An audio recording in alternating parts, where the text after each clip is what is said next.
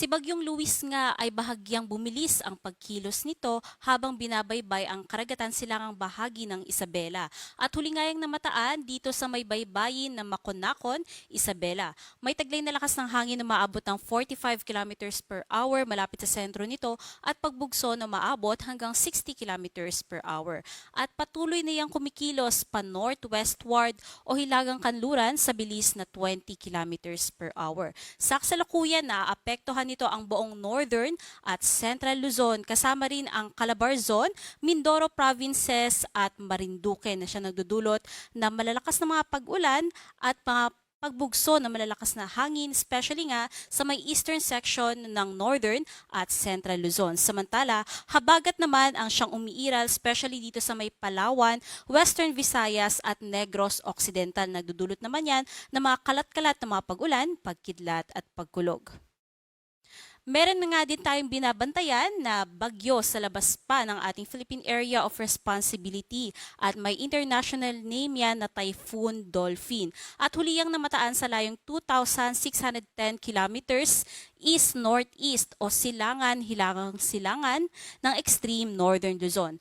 May taglay yan na lakas ng hangin na maabot ng 150 kilometers per hour malapit sa sentro nito at pagbugso na umaabot hanggang 185 kilometers per hour. At sa kasalukuyan, kumikilos yan pa west-northwestward o kanluran, hilagang kanluran sa bilis na 15 kilometers per hour. Sa nakikita naman natin na senaryo dito sa bagyong si Dolphin, patuloy yan nakikilos pa west-northwestward at maaaring dumaan sa hilagang parte ng ating Philippine Area of Responsibility na kung saan hindi rin natin inaalis yung posibilidad na pumasok sa PAR, ngunit hindi naman natin nakikita na magkakaroon ito ng direktang epekto sa alinmang bahagi ng ating bansa hanggang sa dumaan pa sa northern parts ng Taiwan bago tuluyang maglandfall sa may silangang bahagi ng China. Bagamat wala ngayong direktang epekto sa atin, asahan nga natin na mas pag-iibayuhin at papalakasin nito itong ating hanging habagat na siyang makakaapekto sa mga susunod na araw kapag nalusaw na nga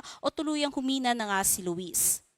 Kinabukasan, ina-expect natin na mapapanatili pa rin ito ang kategorya niyang tropical depression habang nagre-recurve o kumikilos pa northeastward papalayo sa kalupaan ng ating bansa. At posible nga yung bago makalabas ng ating PAR ay malusaw at maging isang low pressure area na nga lamang pagsapit ng Miyerkules. At dahil nga sa nakita nating senaryo, nadagdagan yung mga areas under wind signal number 1. Sa kasalukuyan, nakataas na ang wind signal number 1 sa may central and eastern portion ng Cagayan, including Babuyan Islands, Isabela, Quirino, maging dito sa may eastern and southern portions ng Apayao, eastern portion ng Kalinga, eastern portion ng Mountain Province, eastern portion ng Ifugao, at northern portion ng Aurora. Patuloy pa rin natin pinag-iingat yung ating mga kababayan sa peligrong dala nitong malalakas na hangin ni Luis. Bukod nga sa hangin ay mas babantayan pa rin natin yung mga pag-ulan na dadalhin ni Luis dahil ngayong hapon hanggang bukas ng hapon inaasahan na yung pinakamalalakas nga ng mga pag-ulan ay nandito sa Pangasinan na kung saan naabot ng more than 200 millimeters. At 100 to 200 millimeters naman yung ina-expect natin dito sa may parte ng La Union, Benguet, Tarlac, Zambales at Bataan.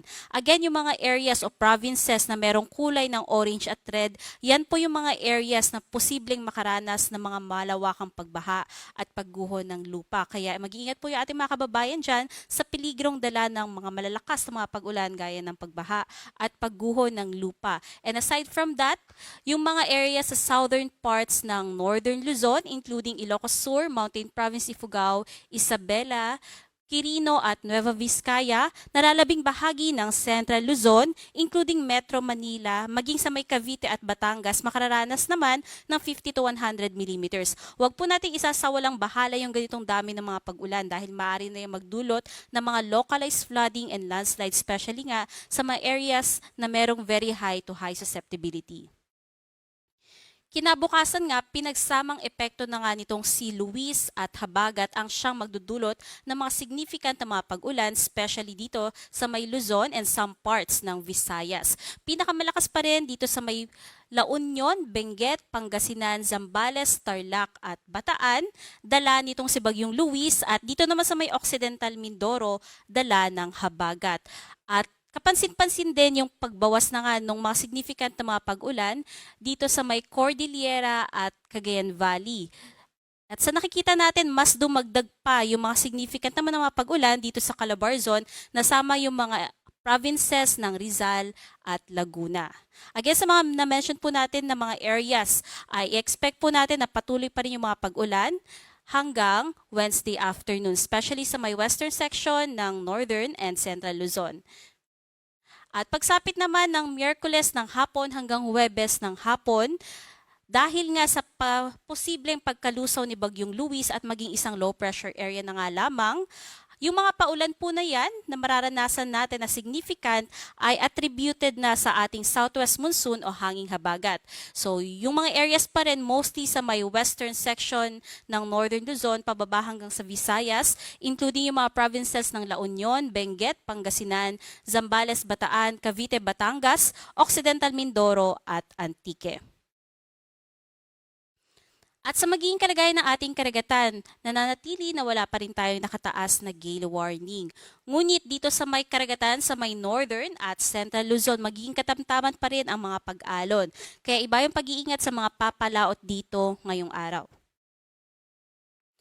At dahil nga, aside sa mga areas na may mga nakataas tayong wind signal, malakas nga yung habagat, maging yung gilid na parte nitong si Bagyong Luis. Kaya naman, although wala po tayong nakataas na wind signal, most Luzon and Visayas archipelago ay makararanas pa rin ng mga malalakas na pagbugso ng hangin. And aside from that, yung mga nasa coastal areas sa may northern, eastern, maging sa may southern parts ng Mindanao ay dahil exposed sila sa pagbugso ng hangin, ay expect din po natin yung malalakas na mga mararamdaman natin na paghangin dyan, especially sa mga upland areas.